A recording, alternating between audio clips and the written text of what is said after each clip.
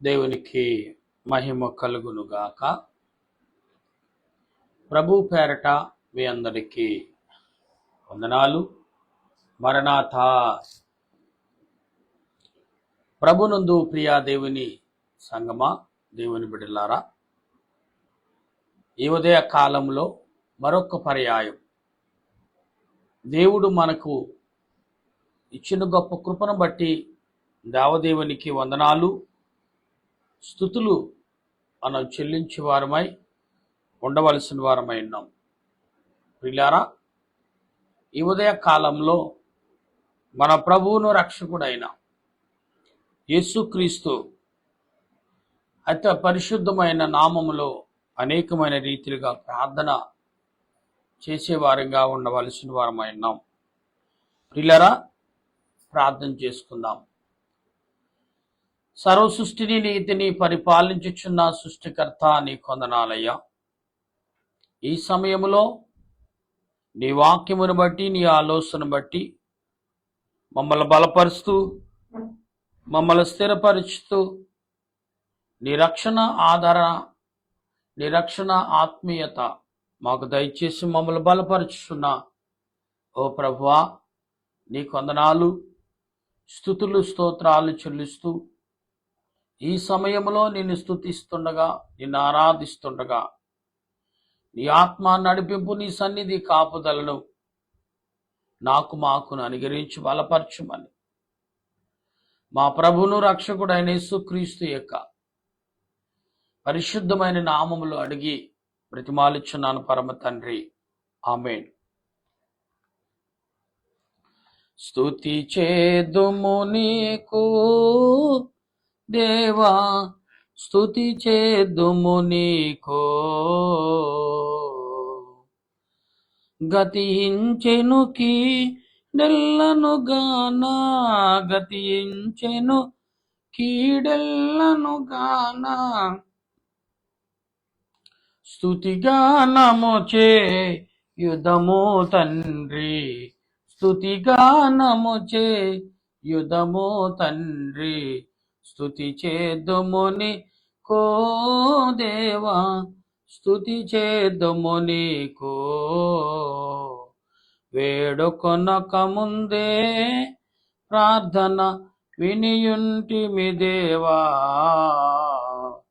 వేడుకొనక ముందే ప్రార్థన వినియుంటిమి దేవా. నేడును రేపుడు నిల్లాపుడు శ్రమ, నేడును రేపుడు ఎల్లాపుడు శ్రమ కూడున స్తుతిగా నమునీకెలలో, సమకూడున స్తుతిగా నమునీకెలలో. స్తుతి చేదుము నీకో దేవా, స్తుతి చేదుము నీకో. మనసును నాలుకయో నీకు అనుదిన స్తుతి చేయు, మనసును నాలుకయో నీకు అనుదిన స్తుతి చేయు. జనక కుమార ములకు స్తోత్రము, జనక కుమార ములకు స్తోత్రము. ఘనతయు మహిమయు కలుగునుగాక, ఘనతయు మహిమయు కలుగునుగాక. స్తుతి చేదుము నీకో దేవా, స్తుతి చేదుము నీకో.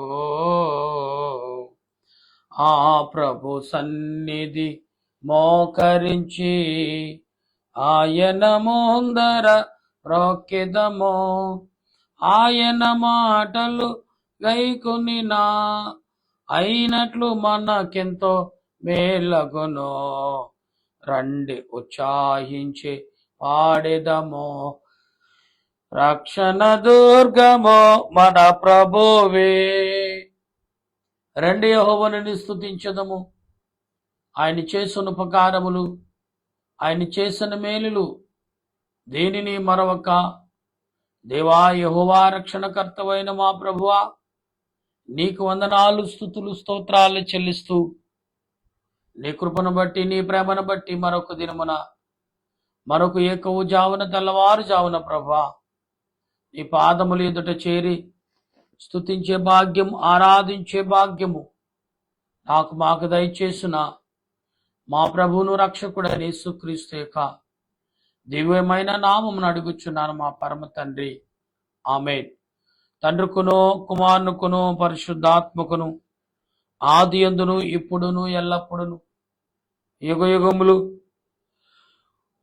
మహిమ మహామహిమ ఘనత కీర్తి ప్రభావము ఆయనకే కలుగునుగాక, ఆమేన్. దేవా, నువ్వు అనాది వ్యక్తి అయినావు, నిన్నెవరూ కలగ చేయలేదు, నీ అంతటి నీవే కలిగి ఉన్నావు కనుక నీకు స్తోత్రములు. దేవాన్ని వెలుగు అయినావు, అందుచేతనే సూర్య చంద్ర నక్షత్రములకు వెలుగునిచ్చున్నావు, జీవులలో కండ్లకు వెలుగునిచ్చున్నావు కనుక నీకు వందనములు. దేవా, నువ్వు జ్ఞానమయ్యున్నావు, అందుచేతనే దేవదూతలకు మనుషులకు జీవరాశులకు జ్ఞానం ఇచ్చున్నావు. అట్టి జ్ఞానం వల్ల అనేకమైన మర్మములు మాకు కనబడుచున్నవి. కనబడని తండ్రువు గనుక నీకు స్తుతులు. దేవాన్ని వెలుగువయ్యున్నావు, అందుచేతనే దేవదూతలకు సూర్య చంద్ర నక్షత్రములకు వెలుగునిచ్చున్నావు, జీవులలో కండ్లకు వెలుగునిచ్చున్నావు కనుక నీకు స్తుతులు. దేవాను స్వతంత్రుడు అయినావు, స్వేచ్ఛాపరుడు అయినావు, నీకెవరును సలహా ఈయనక్కర్లేదు, నీ అంతటి నీవే కలిగి ఉన్నావు గనుక నీకు స్తుతులు. సాతాను సర్పమా, సర్వకార్యములందు శ్రమలతో కూడిన చావు నీకు, నరులను బాధించినప్పుడల్లా రాతలో పడిన శిక్షపై పడి నీకు, ఇఫడేసునది వద్ద ఉన్న భూతాలు కలిగిన దుర్గతి కలిగిన నీకు, విజ్ఞప్తి పత్రిక వెల్లడింపకముందే కప్పంబియు భీతియు కలిగిన నీకు, 7 అంశ మాట తలనొప్పి హింస నీకు, హర్మయోని గిద్దము అడులు నీకు, కడతరికను గుయ్యే మొట్టి కాలి నీకు, అగ్నిగుణమందు నిరాశ నీకు. సాతానా, దురాత్ములారా, దెయ్యములారా, భూతములారా, పిశాచములారా, నజరుడైన యేసుక్రీస్తు నామములో గద్దిస్తూ బంధిస్తున్నాను, ఆమేన్.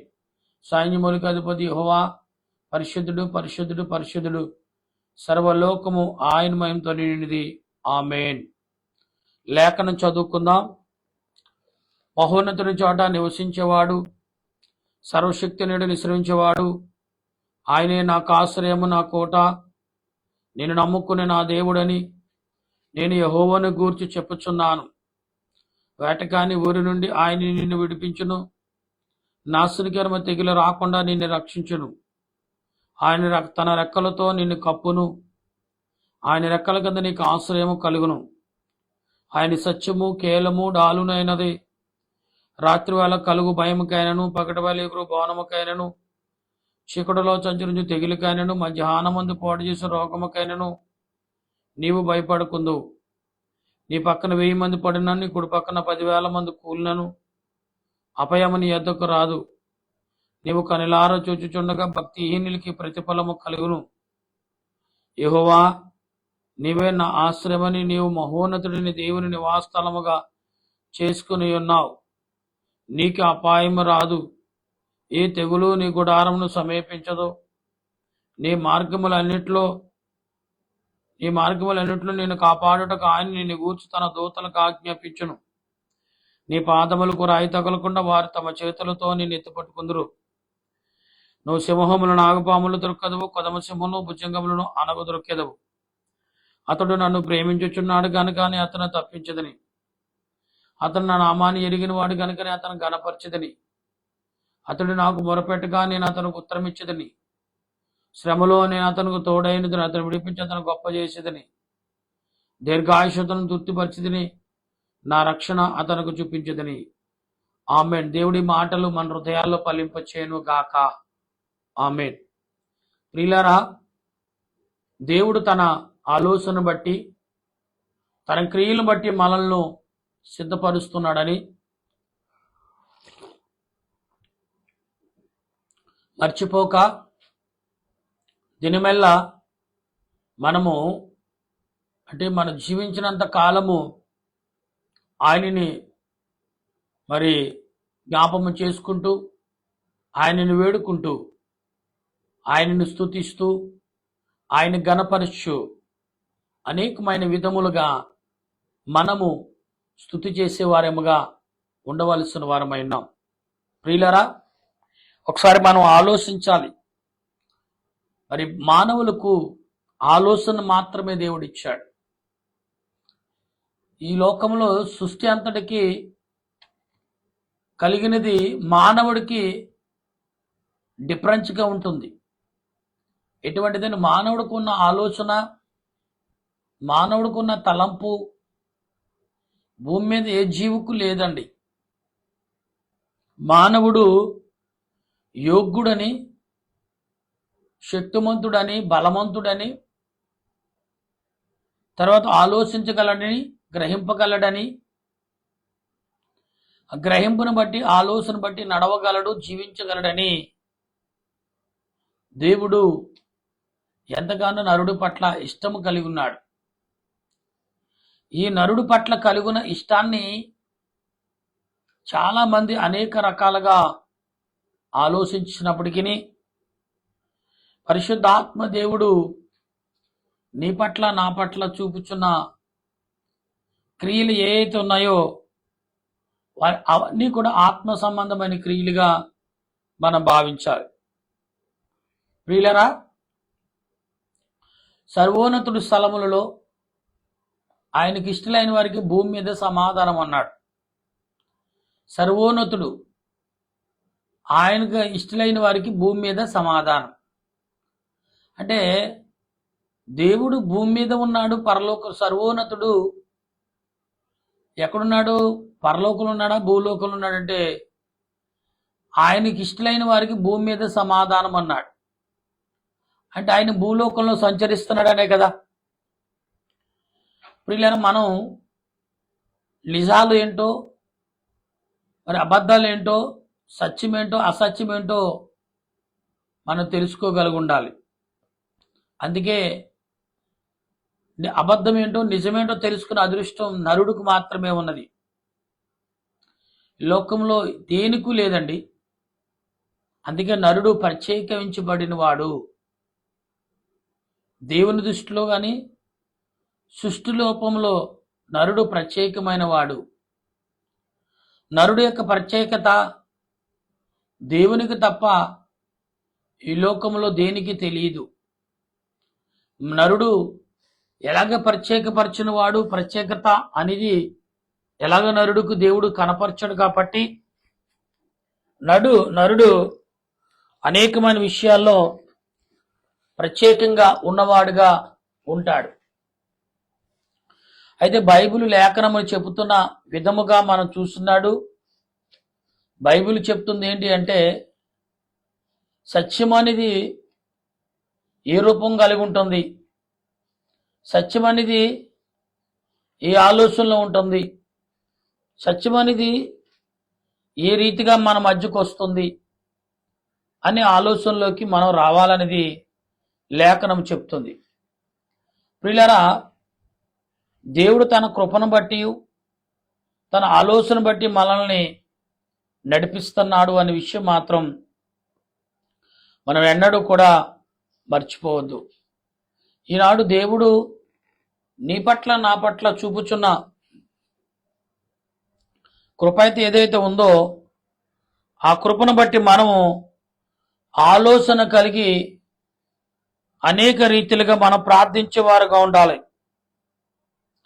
ప్రియులారా, అనేకమైన విషయాల్లో మనము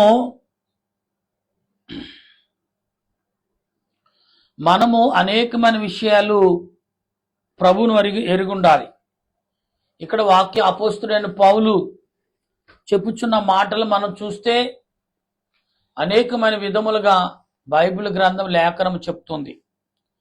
అందుకే మానవుడు ఎటువంటి తప్పు చేయకుండా, ఎటువంటి దురాలోచనకి వెళ్లకుండా ఈ లేఖనము ఇందులో ఉన్న అక్షరాలు కానీ రాత కానీ మనల్కి మెలకు తెచ్చేది కాకుండా మందలించేదిగా, వెలుగును చూపించేదిగా, నువ్వు ఇది కరెక్ట్ కాదు, ఇది సరైన మార్గం కాదు అని ఈనాడు మనకు బోధిస్తుంది. అందుకే మనుషుడు జ్ఞానము కలిగిన వాడు అన్నాడు దేవుడు. అజ్ఞానులు ఉన్నారు అంటే ఉన్నారు భూమి మీద. అజ్ఞానుడంటే ఉన్నది లేనట్టుగా, లేనిది ఉన్నట్టుగా రుజువు చేయటం మనిషికి అజ్ఞానుడికున్న మరి పని. ప్రియులారా, అట్టి పనిలో మనుషుడు ఏ రకంగా జీవిస్తున్నాడు, ఏ రకంగా జీవించబోతున్నాడు అని వాక్య గ్రంథం చదువుతున్నప్పుడు అపోస్తుల కార్యము మరి 17 అధ్యాయము 22 వచనమును మనం ధ్యానం చేస్తున్నప్పుడు ప్రభు మీరు సమస్త విషయములను అతి దేవత భక్తి గలవారైనట్లు నాకు కనబడుచున్నది. నేను ఇక్కడ ఏమన్నాడు చూడండి, అతి భక్తి కలిగి, అతి దేవత భక్తి కలిగి ఉన్నారు. మనం ఇక్కడ దేవుడు ఏం చెప్తాడు, దేవతా భక్తి కలిగి ఉన్నారు అంటే ఈ లోకములో నువ్వు వేలుబడి చేయవలసిందికి పోయి అనేకమైన దేవతా భక్తులతో ఉన్న వాటిని నువ్వు ఏలుబడి చేసే రీతిలో నీకు నువ్వే బానిసమైపోతున్నావు. ఎవరి చేతిలో అంటే దురాత్మ చేతిలో, అపవాదిగడి చేతిలో మమ్మల్ని వేలుబడి చేయమని మనమే వేలుబడి చేతికి చిక్కుతున్నట్టుగానే ఈ వచనం కనపడుతుంది. 22వ వచనం, 23వ వచనం కంటే మనం చదువుతున్నప్పుడు దేవతా ప్రతిమలు చూచుచుండగా ఒక బలిపీఠము నాకు కనపడను, దాని మీద తెలియబడిన దేవునికని రాయబడి ఉన్నది. కాబట్టి మీరు తెలియక దేని యందు భక్తి కలిగి ఉన్నారో దానిని నేను మీకు ప్రచురపరచుచున్నాను. జగత్తు అందల సమర్థనమును తానే ఆకాశమునకు భూమికిని ప్రభువై ఉన్న హస్తకుస్తములైన ఆలయములో నివసింపడు. అంటే ప్రియులారా, హస్తకుస్తం అంటే మనుషుల విగ్రహాలను నిలబెట్టిన వాటిలో ఆ చోటున ఆయన ఉండడు అన్నాడు. అంటే ఈనాడు చాలా మంది విగ్రహాలంటే సిలువును, దేవునికి సాదృశ్యంగా సిలువును పెడతారు. ఒక అడ్డకర్ర, ఒక నిలువు కర్ర పెడతాం. తర్వాత కొన్ని ఫోటోలు కూడా పెడతాం, యేసుప్రభు ఇలాగుంటాడు అని. ఇక్కడ ఏమంటున్నాడు దేవుడు, ఏమీ పెట్టరొద్దు అంటే ఈనాడు క్రైస్తవులను ఆకర్షించుటకు అనేక రకాలుగా మరి యుగములు అనేక రకాలుగా ప్రయత్నం చేసేవారు కూడా లేకపోలేదు. ఎందుకంటే యేసుప్రభు ఇలాగుంటాడు అని ఆయన ఫోటో ఉంటుంది, ఆయన కింద వీళ్ళు కూడా వేయబడుతున్నారు, అంటే ఫలానా సేవకుడు అని. ప్రియులారా, ఇది ఎలాగుందంటే ఆత్మ సంబంధమైన క్రియలుగా ఉన్నాయంటే అన్యులు ఏమంటారు, ఇది మీ విగ్రహారాధన కాదా, మమ్మల్ని మీరు ప్రశ్నిస్తున్నారు, ఇప్పుడు మీరు చేసే పని ఏంటి అనే విషయంగా ఈ వచనం మనకు కనబడుతుంది. ప్రియులారా, మీరు చేసే పనులు దేవుడు ఏది చేస్తాడో దాన్ని బట్టి పేరెట్టి పిలుస్తాడు. మనం ఏమైతే చేస్తున్నావో మంచి చేస్తే మంచి కుమారుడా అంటాడు, నా బలమైన నా కుమార్తెలారా అంటాడు. అదే చెడ్డ పని చేస్తే చెడ్డ కుమార్తెలారా, చెడ్డ కుమారులారా, నేను నా నోటు నుండి, నా సన్నిధి నుండి మిమ్మల్ని బయటికి వెళ్ళకక్కుదును అన్నాడు. అంటే బయటికి వెళ్ళిపోతారు. మనం దేవునికి మనకు సంబంధం లేకుండా మనం జీవిస్తాం. జీవితం అనేది తర్వాత సంగతి. అసలు దేవుడి దగ్గరికి నుంచి మనం ఈ లోకంలో లేకపోతే, దేవుడి దగ్గర నుంచి ఎప్పుడు త్రోసివేయబడ్డామో ఈ భూమి మీద జీవించడం మహా కష్టం. ఎందుకంటే అటు దురాత్మ, ఇటు దేవుని ఆత్మ పోరాడుతూ ఉంటుంది. ఇంక నువ్వు దేవునికి వ్యతిరేకంగా ఉన్నావు కాబట్టి ఉండటానికి వీల్లేదు, మా మధ్యన వెళ్ళిపో అని అన్నప్పుడు ఎక్కడికి వెళ్ళాలి? అప్పుడు మనం నిజంగా శరీర సంబంధంగా, ఆత్మ సంబంధంగా భూమి మీద జీవిస్తే, ఆత్మ శరీరం ఏకమై జీవిస్తే అప్పుడు మనం పోరాటమును సాధించగలము. దేవుడిచ్చిన ఆత్మీయతను బట్టి జయించగలం. ఆత్మకు జయించటమే తప్ప పోరాటం లేదు, ఎందుకంటే శరీరం ఉండదు కాబట్టి. అందుకే శరీరంతో ఏకత్వం కలిగి శరీరత్వం బంధుత్వం పెట్టుకుని సాతానుగడు ఏం చేస్తాడంటే ఏలుబడి చేస్తున్నాడు ఈరోజు నిన్ను నన్ను. ఎటువంటి ఏలుబడి అంటే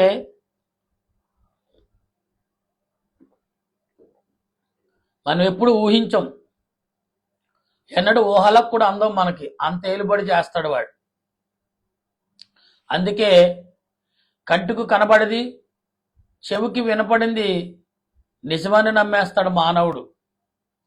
కొన్ని చెవికి వినపడుతున్నాయి, కొన్ని కంటికి కనపడుతున్నాయి, గ్రహించుటకు అవకాశం ఇవ్వదు. ఎందుకంటే లోకంలో అటువంటిది ఈ లోకంలో సంచరిస్తుంది. గ్రహించేవాడు భూలోకంలో ఉంటే మనుషుడికి గ్రహింపు వచ్చిన వాడు వెంటనే తేరుకుంటాడు. గ్రహింపు రానివాడు తేరుకోవడం చాలా ఆలస్యం. తీరా తేరుకున్నాడు అనుకోండి, అయ్యో ఇంత ప్రమాదం చేశానని తనకు తానుగా సిగ్గుపడి ఈ భూమి మీద నుంచి తొలగిపోవటం తప్ప మరేమి చేయలేడు. ఇస్కరియోత వలె. ఇస్కరియోత దేవుని వైపు నడిచాడు, పనిచేశాడు, కానీ దేవుని వైపు చూసి అతడు పశ్చాత్తాపడలేకపోయాడు. ఎందుకు తనకు తాను శిక్ష వేసుకున్నాడంటే ఇస్కరియోత ప్రభువును అప్పగించిన తర్వాత ధనము తీసుకున్న తర్వాత ఆ ధనముతో పాటు కూడా వెళ్ళాడు యేసుప్రభు అసలు ఏం చేస్తున్నారని. వీళ్ళన్నట్టుగా యేసుప్రభు జైల్లో పెడతారనుకున్నాడు, కానీ వీళ్ళు ఏం చేస్తున్నారు, యేసుప్రభుని బంతి ఆడుకున్నట్టు ఆడుకుంటున్నారు. వీళ్ళారా షోరూమ్ నుండి ఒక ఫుట్బాల్ మనం తెచ్చుకున్నప్పుడు, అరే ఏంటయా నేను తయారు చేసిన ఫుట్బాల్ ఇంతలాగా అనేక చోట్ల ఏడుస్తున్నారు, అనేక రకాలుగా గుద్దుతున్నారు, అనేక రకాలుగా కొడుతున్నారు అంటే ఏమంటాడు కొనుక్కున్నవాడా, ఎలవయ్యా దీనికి నేను వెల చెల్లించాను, ఇది నాదైంది, ఇప్పుడు పేరు నీదైనప్పుడు కూడా ఇది నాదే అంటే వెల అనేది కంటుకు కనపడుతుంది, వస్తువు కంటుకు కనపడుతుంది. పిల్లలు అందుకు కాబట్టి దేవుడు ఏర్పాటు మనుషులు కనపడపోవచ్చు కానీ అందుకే ఆ ఏర్పాటు ఎలాంటిదో మనిషి రూపంలో దేవుడు చూపిస్తున్నాడు. అందుకే మనుషులు ఏర్పరచబడిన వారు అని అర్థం. దేవుడు ఏర్పరచుకున్నవాడు, దేవుడు ఏర్పరచుకున్న దానిలోంచి వచ్చినవాడు మానవుడు. అటువంటి మానవుడికి ఈనాడు ఎలాగుందంటే ఏ రకంగా జీవిస్తున్నాడని మనం చూస్తూ బైబిల్ గ్రంథంలో గమనించినప్పుడు ఇక్కడ జీవమును, ఇక్కడ ఏమన్నాడు, జీవమును ఊపురును సమస్తమును దయచేవాడు గనుక తనకు ఏదైనా కొదువైనట్లు మనుషుల చేతులతో శోధింపబడివాడు మనుషుల చేతులతో శోధింపబడివాడు కాదు దేవుడు. ఆయన నిజమైన దేవుడు. ఇలా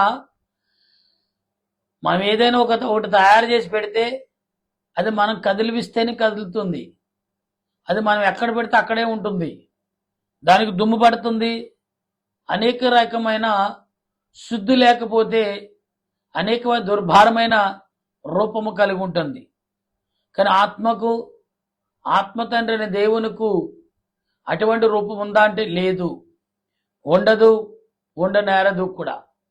ఎందుకంటే ఆయన సజీవుడు, ఏ రూపముకును అలవాటు జీవించేవాడు కాదు, ఏ రూపమును బట్టి మనుషులని శోధించేవాడు కాదు. కాబట్టి దేవుడు అనే పదముకు నిత్యమును జీవించేవాడు అని అర్థం. అంటే నిత్యమును నివసించేవాడు, నిత్యము ఉండేవాడు, నిత్యము నరుల పట్ల భూమి పట్ల శ్రద్ధ కలిగిన వాడు అని అర్థం. కాబట్టి ఇవన్నీ బాధ్యత రహితముతో ఆయన ఈ భూలోకములోకి వచ్చాడు. తన బాధ్యతను అంతటను నీతిగాను నిజాతిగాను తన తండ్రి అయిన దేవుని యొక్క యెహోవాకు ఎంతగానో కృతజ్ఞతాస్తుతులు చెల్లించారు. అందుకే ప్రియులారా, తల్లిదండ్రులు అంటూ ఉంటారు, అరే నా పట్ల నీకు కొంచెమైనా కృతజ్ఞత ఉందా, కృతజ్ఞత భావము నీకు కలుగున్నవారా? అయితే అలాంటి భావం కలుగుంటే ఎందుకురా ఇలా ప్రవర్తిస్తావు, ఎందుకురా ఇలాగ ఇసుకిస్తున్నావు, ఎందుకురా ఇలాగ నీవు జీవిస్తున్నావు, నీ జీవితం మన ఇంటికి మనకును అవమానకరంగా ఉందని కన్న తల్లిదండ్రులు మాట్లాడుతూ ఉంటారు. కొందరు ఆ కన్న తల్లిదండ్రుల యొక్క బాధని చూడలేక విని ఏం చేస్తున్నారంటే ఆలోచనలోకి వస్తారు. ఎటువంటి ఆలోచన? యావత్ భూమి మీద కాపురం ఉండుటకు ఆయన ఒకరి నుండి ప్రతి జాతి మంత్రులను సృష్టించి ఒకవేళ వారు దేవుని తడువులాడి, ఎలా ఉన్నారు చూడండి, దేవుని తడువులాడి అనుకుందరు ఏమో అని ఆయన తనని వెతికి సమయములో నిర్ణయ కాలములను వారి నివాస స్థలములకు పొరియారు ఏర్పరచును. ఆయన మనలో ఎవనికి దూరముగా ఉండువాడు కాదు. మనము ఆయనందు బతుకుచున్నాము, చలించుచున్నాము, మనకు కలిగి ఉండును. అటువలే మనం ఆయన సంతానమని మీకు ఇక్కడ చూడండి, మనము ఆయన సంతానమని అనేకులు మీ మధ్యన కవిలు ఉండి బోధిస్తున్నారు. కవులు అంటే ఏంటి? బోధను తెలిసిన వారు, బోధను వివరించేవారు కవులి అంటారు. కవిలి అంటే వాళ్ళు అన్ని రకాలు అనుభవంతో వివరణ చేసేవారు. కవులికి ఎవరు ఎక్స్ప్రెషన్ చెప్పక్కర్లేదు, ఎందుకంటే వీళ్ళు మొగుటికి 4 సార్లు అధ్యాయం చేస్తారు. అధ్యాయం చేసిన తర్వాతే దాన్ని బయట పెడతారు. ఇక్కడ దేవదూతలను దేవుడు వాడుకుని పరిశుద్ధులుగా ఉన్న మనుషుల్ని నడిపిస్తున్నాడంటే వీళ్ళని కవిలుగా దేవుడు జ్ఞానవంతులుగా తీర్చిదిద్దాడనేది మనం మర్చిపోవద్దు. అందుకే బోధకులైనను విశ్వాసులైనను దేవుడు దినాలలో ఏర్పడే విషయంలో మీరు పాత్రులై ఉన్నారని, పాత్ర పోషించేవారై ఉన్నారని మనం మాత్రం మర్చిపోవద్దు. అందుకే దేవుడు అంటున్నాడు, నేనే మార్గము, నేనే సత్యము. ఇది ఎవరు చెప్తున్నారు? ఆయనకి ఆయన చెప్పుకోవచ్చు కదా అనుకోవచ్చు, కానీ ఆయన చెప్పుకోవడం మన నోటి నుండి ఆయన చెప్పించుటకు నీ రక్షణకర్త ఎవరు? యేసు ప్రభు. నీ రక్షణను తెచ్చినవాడు ఎవరు? యేసు ప్రభు. నీ రక్షణ నుండి రక్షణలోకి నడిపించేవారు ఎవరంటే యేసు ప్రభు. రక్షణ మహిమను కనపరిచిన వారు ఎవరంటే యేసు ప్రభువే. ఇలా రక్షణ నిమిత్తము ఎన్ని రకములుగా మనం బోధించినను చెప్పుకున్నా గాని అన్ని విషయాల్లో పరిశుద్ధాత్మ దేవుడు మనకు ముందుగానే ఉంటాడనేది మర్చిపోవద్దు. అట్టి దేవుని సంతానమై ఉండి మనుషులు చూడండి, మనుషుల యొక్క చమత్కారమైన భంగ్యమును బంగారమైన అయినను వెండినైనను రాతినైనను దేవత్వము పోలి ఉన్నదని తమతో కూడా ఆ జ్ఞాన కాలములో దేవుడు చూడనట్టుగా ఉండెను. ఇప్పుడైతే అంతటను అందరను మారు మనసు పొందవలనని మనుషులకు ఆజ్ఞాపించుచున్నాడు. ఎందుకనగా తాను నియమించిన మనుషుల చేత నీతిని అనుసరించి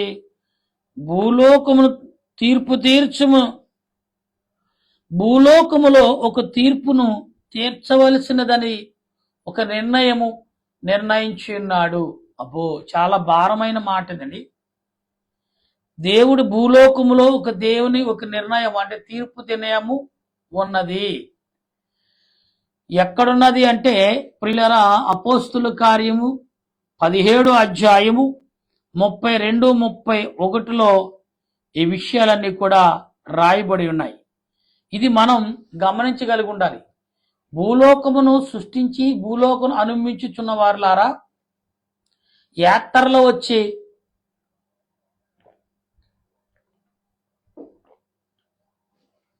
మనము యాత్రగా ప్రయాణంలోకి వచ్చి ప్రయాణం చేసి బస్సులో ఒక ఉదాహరణ చెప్తున్నాను మీకు.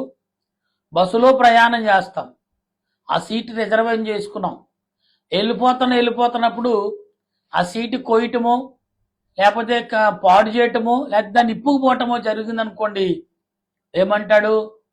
నీకు ప్రయాణం చేయటం వరకే ఈ సీటు నీకు రిజర్వేషన్ చేయబడింది, సీటు నీది కాదు. నీవు ఎలాగున్నా అద్దె చేసుకున్న అద్దెది అద్దె మీద కూర్చున్నట్టే. నీ గమ్యం వచ్చింది, నువ్వు వెళ్ళిపో. దాని మీద మరొకరు కూర్చుంటారు. మరొకరు గమ్యములకి చేరటకు ఏర్పరచబడిన స్థలము అంటారు. ఇప్పుడు నీవు గమ్యానికి చేరే నీకు స్థలం ఏంటి? నీవు ఏ స్థలంలో ఉన్నావు? అబ్బాయి నా గృహమే నాకండి అంటే కాదు ప్రియులారా. దేవుడు తన ప్రత్యేకమైన ఒక స్థలమును పరిశుద్ధపరిచాడు. పరిశుద్ధపరచడం అంటే మనుషులు అపవిత్రపరచుకున్నట్టుగా ఆయన దేనిని అపవిత్రపరచలేదు. ఇలా మనుషుడు ఎందుకు అపవిత్రపరచబడ్డాడంటే, మనుషుడు వింతను చూసి ఆశ్చర్యపడి ఆ దానికి లోబడ్డాడు. ఆ వింతను కంటితో చూశాడు, అన్ని రకాలుగా గమనించాడు. సరే మనం కూడా దాన్ని ఒకసారి ధరిద్దాం అనుకున్నాడు. ధరించటం బాగానే ఉంది. ధరించడం ఏంటి? తనగా సరదాగా మళ్ళీ కాసేపటికి విడిచిపెడతాను, సార్లే బాగుంటే ఉంచుకుంటాను, లేదంటే మళ్ళీ విడిచిపెట్టేద్దారా అనుకున్నాడు నరుడు. అనుకుని సాతాను స్నేహం చేశాడు. ఈ సాతాను స్నేహం ఎలా ఉంటుందంటే, ఒక్కసారి అంటుకుంటామని తర్వాత విడిచిపెట్టం ఉండదండి. ఈ మధ్యలో ఐసికాంత టైపు ఒక రౌండ్గా ఒక మ్యాగ్నెట్ తయారు చేశారు.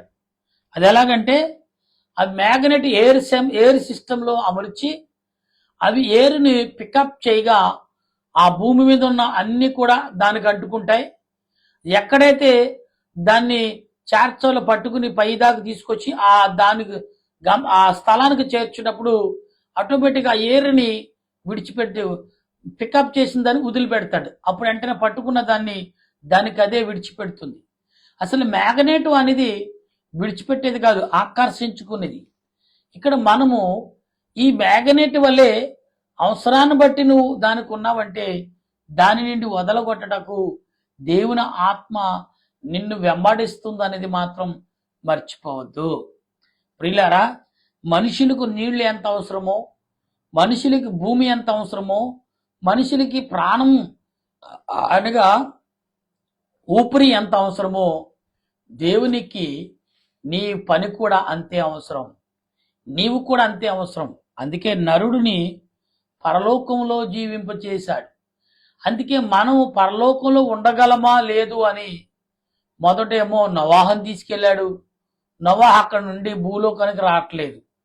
తర్వాత ఏలియాను తీసుకెళ్ళాడు.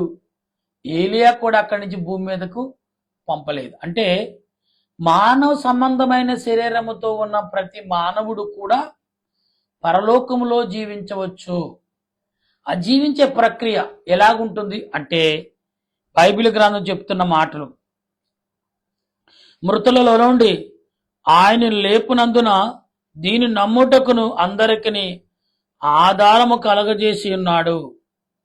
మృతుల పునరుద్ధానము గూర్చి వారు వినినప్పుడు కొందరు అపహాసము చేసిరి, మరికొందరు దీన్ని గురించి చెప్పినది ఇంకొకసారి విందుమని చెప్పిరి. అలాగుండగా పౌలు వారి మధ్య నుండి వెళ్ళిపోయాను. అయితే కొందరు మనుషులు అతను అతుక్కుని విశ్వాసించరి. వారిలో అరేప వీధుడైన ఒకడు, ఇక్కడ చూడండి ప్రియులరా, స్త్రీ పురుషులు ఉన్నారు. అక్కడ ఒకడు ఉండి, ఒక స్త్రీ, దియోకమైన ఒక స్త్రీ ఉండి ఏం చేస్తున్నారు వీళ్ళు? కొందరు ఉండిరి అంటే ప్రియులరా, వీళ్ళు ఏం చేస్తున్నారంటే దేవుని యొక్క ఆలోచనలోకి అనేకమైన విషయాలను కనపరిచేవారుగా ఉన్నారు. అంటే ఈనాడు దేవునికి నీవు సాక్షిగా ఉన్నావంటే అదే నేను ఎలాగుండగలనండి? దానికి నిర్ధారణ ఏంటంటే నీకు నిర్వచనము నిర్ధారము కూడా ఇస్తుంది. ఏంటంటే బైబిల్ గ్రంథమే.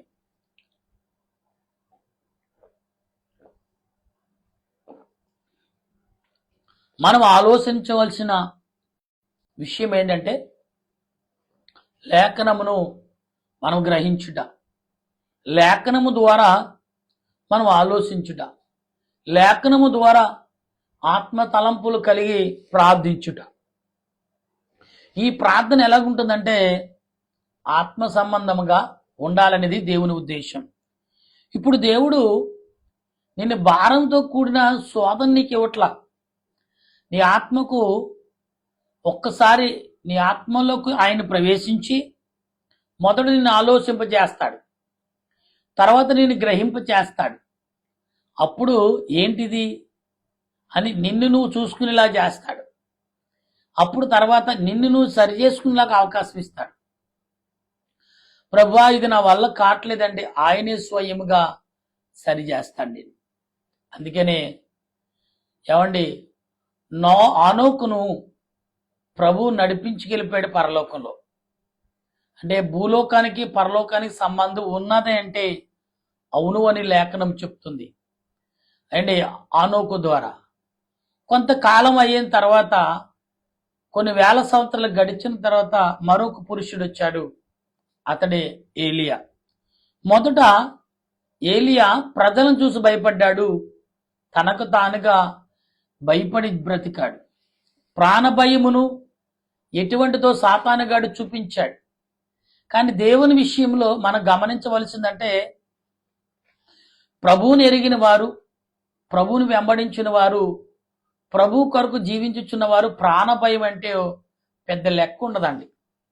ప్రాణభయంతో పెద్ద విడుదల ఉండదు. అయ్యి బాబు నేను చచ్చిపోతానేమో, నా పిల్లలకు దూరం అయిపోతానేమో అని వ్యాధి కలిగిన వాడు ఎలాగ దుఃఖపడతాడో అలాంటిది ప్రభువుని వెంబడించిన వారికి ఉండదండి. ఎందుకంటే పరలోకం ఏంటో చూసేస్తారు, పరలోక వాస్తువులు మనం అని గ్రహించేస్తారు.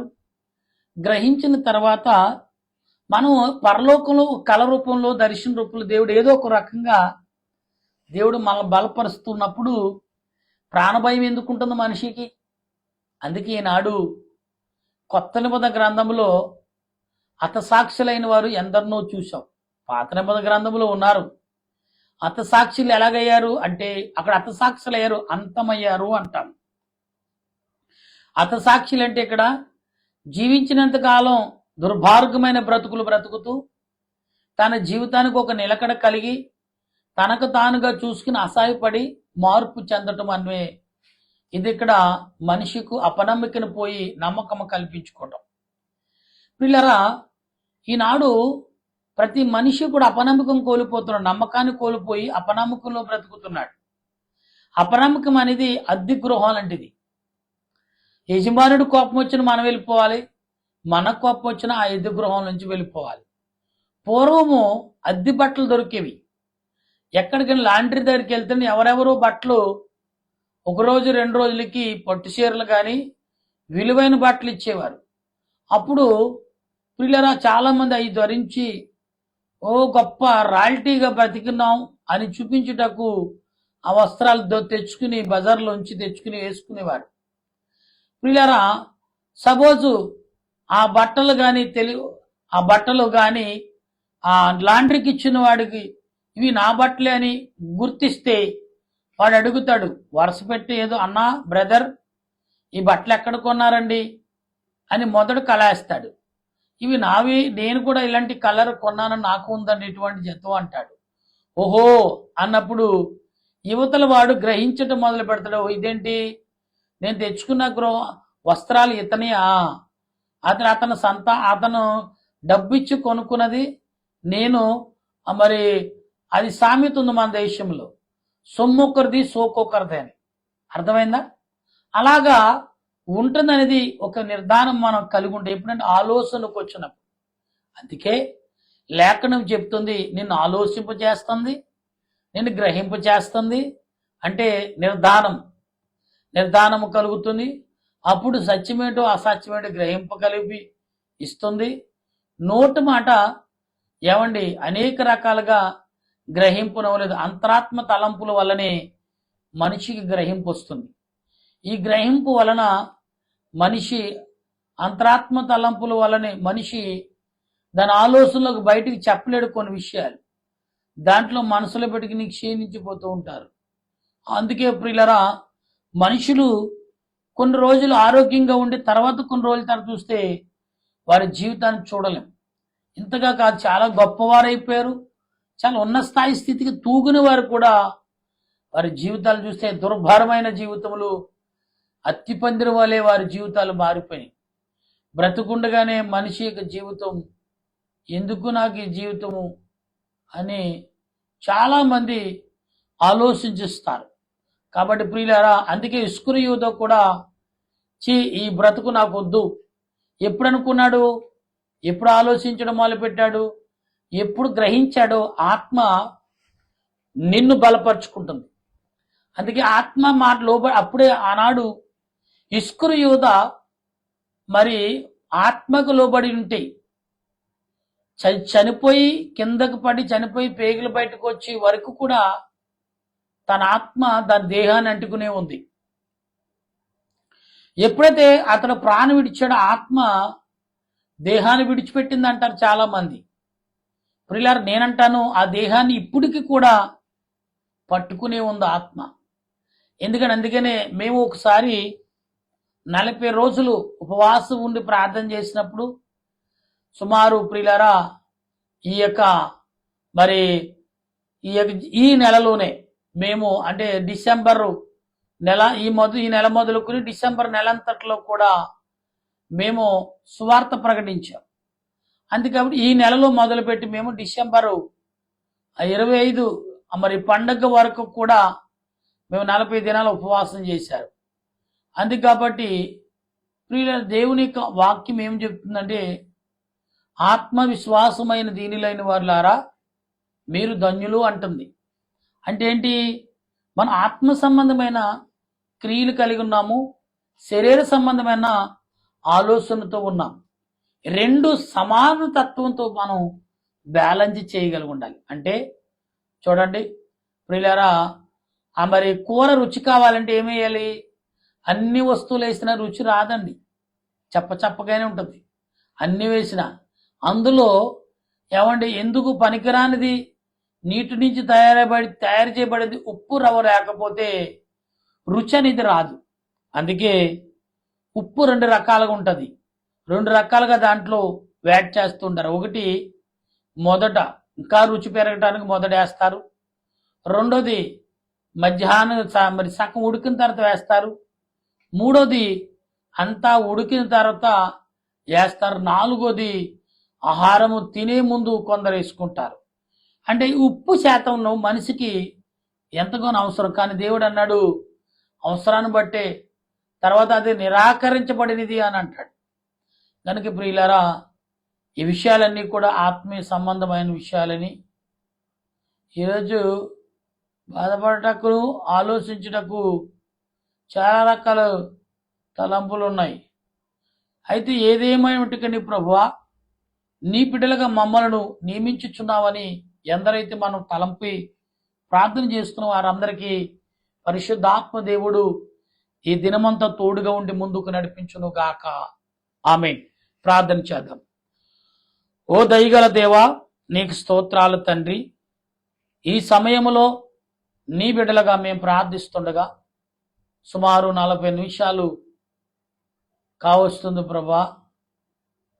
ఏదేమైనప్పటికీ నాయన, నీ ఆలోచన క్రియలు, నీ తలంపులను, నీ ఆవేశమైన ఆలోచనలు మనుషుడికి ఉండటం వలన ఎన్ని రకాలుగా కోల్పోతున్నాడో, ఎన్ని రకాలుగా నష్టపోతున్నాడో గమనించి బలపరచమని. ఓ దేవా, ఓ తండ్రి, నీకు వందనాలు, స్తుతులు, స్తోత్రాలు అని ఎప్పుడైతే ఎవరైతే మనం చేస్తున్నామో వారితో పాటు దేవుడు నడిచేవాడు, మాట్లాడేవాడు, వినేవాడు, గ్రహింపగలిగిన వాడు. నువ్వెక్కడో ఎంతో దూరంలో వచ్చినప్పటికి కూడా ఆత్మ సంబంధమైన క్రియలు కలిగి ఉండాలంటే దేవా అనే మాటకు ముందు పరిశుద్ధాత్మ యొక్క ఆదరణ కలిగిన వారు అని గ్రహించాలి. అప్పుడే ప్రభువా మేము నీ బిడ్డలుగా జీవించగలం. ఈ సమయంలో ప్రభువా మేము మరి వృక్షు అనే ఆలోచనను, ఆత్మ సంబంధమైన క్రియలు, ఒక ఇటుకు తన ఇంటిని నరుడు ఇటుకు ద్వారా ఒక దాని మీద ఒకటి పేర్చి ఎలాగైతే నిర్మాణం చేసుకుంటాడో, ఈనాడు అనేకమైన వారు, అనేకమైన తలంపులు కలిగిన వారు మరి ఆయన ఆత్మ సంబంధమైన క్రియలను, ఆత్మ ఉద్దేశమైన క్రియలు నీ వాక్యము ద్వారా ప్రభు ఈనాడు వినుచున్న ప్రతి బిడ్డలను బలపరిచి, నీ ఆలోచనలు సిద్ధపరిచి, వారి తలంపులు, వారి క్రియలు, వారి ఆలోచనలన్నిటినీ నీ రక్షణ ఆధారమ మహిమతో నింపమని, నీ దీవెన యావత్తు కూడా దయ చూపించి బలపరచమని, నీ సన్నిధిలో ఉన్నప్పటికీ ఆయన ఆత్మ నడిపింపును, ఆత్మ సంపూర్ణమైన శక్తిని నీ వాక్యం ద్వారా మాకందరికి అందించమని, ఆత్మరూపుడు రక్షణకర్త అయిన యేసుక్రీస్తు యొక్క పరిశుద్ధమైన నామమున దేవా ఎందరైతే అడుగుచున్నారో, కోరుకునిచున్న వారందరికీ నీ ఆత్మ నడిపింపు దయచేయండి.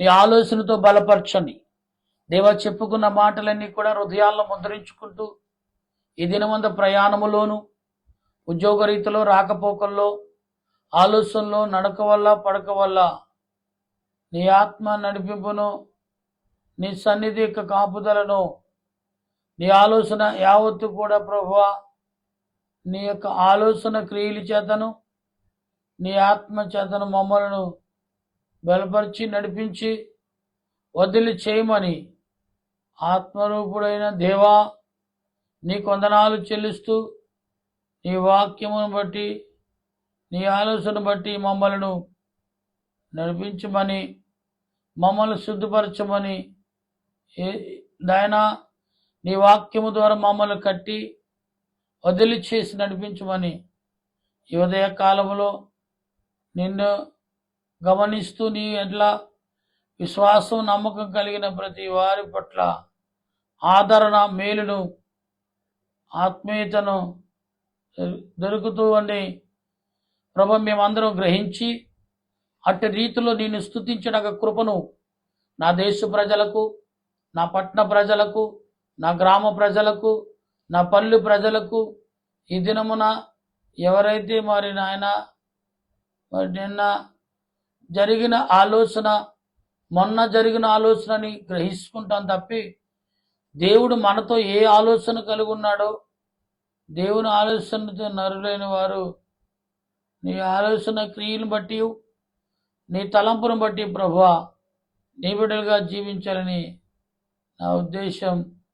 అటువంటి ఆలోచన ప్రభా నీ బిడ్డలైన వారికి కలగజేసి నీ ఆత్మతో నింపమని, ఈ దినమంతా ప్రభు వారు చేసిన విజ్ఞాపన, నడిచే నడక, ప్రయాణములు జీవితం అన్నింటిలో తోడుగా ఉండి ముందుకు నడిపించమని, ఆత్మరూపుడు రక్షణకర్త అయిన దేవా దుఃఖములో, కన్నీటిలో, వేదనలో ఉండి ప్రార్థన చేస్తున్న వారిని స్వస్థతతో, ఆరోగ్యముతో, ఆయుష్యతో నింపగలవని, గ్రహింపగలవనటువంటి భాగ్యము దేవా మాకు, నాకు అనుగ్రహించి బలపరిచి నడిపించమని యేసుక్రీస్తు యొక్క పరిశుద్ధమైన నామములో అడిగి బ్రతిమాలి ప్రార్థన చేయించున్నాను మా పరమ తండ్రి, ఆమేన్.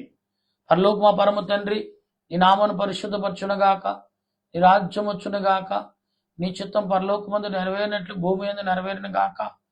మా అనంతరం మాకు దయచేయము, మన ప్రార్థన చేసిన వారిని క్షమించిన ప్రకారముగా మా ప్రార్థనలు క్షమించుము, శోధనకే తప్పించుము. రాజ్యము, శక్తియు, మహిమా నిరంతర నీవు నా తండ్రి, ఆమేన్. ప్రవేశరత్వమే జయము, అపాధికులం ప్రవేశరత్వమే జయము, అపాధికులం ప్రవేశ సంపూర్ణ విజయము, అపాధికంతకల నాశనం. హల్లెలూయా, హల్లెలూయా, స్తోత్రం, స్తోత్రం. ఆమేన్, ఆమేన్.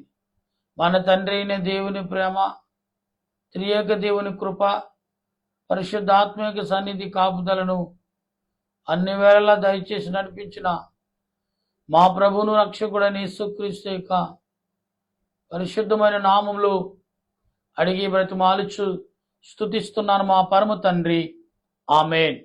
మన తండ్రి అయిన దేవుని సన్నిధి, పరిశుద్ధాత్మ ఆదరణ, త్రియేక దేవుని సహాయము సదా మనకు, మన కుటుంబాలకును, మన బిడ్డలకు, మన యొక్క బంధుమిత్రులకు, స్నేహితులకు తోడుగా ఉండి ఆయన రాకడకు సిద్ధపరిచేయు నడిపించును గాక. ఆమేన్, ఆమేన్, ఆమేన్. మీ అందరికీ వందనాలు. మరణాత. ప్రియులరా, గమనించిన బైబిల్ యొక్క వాక్యమును గమనించి దాన్ని బట్టి మాట్లాడండి, నడవండి, జీవించండి. దేవుని సన్నిధి మీకు తోడై ముందుకు నడిపించును గాక. ఆమేన్. మీ అందరికీ మరణాత.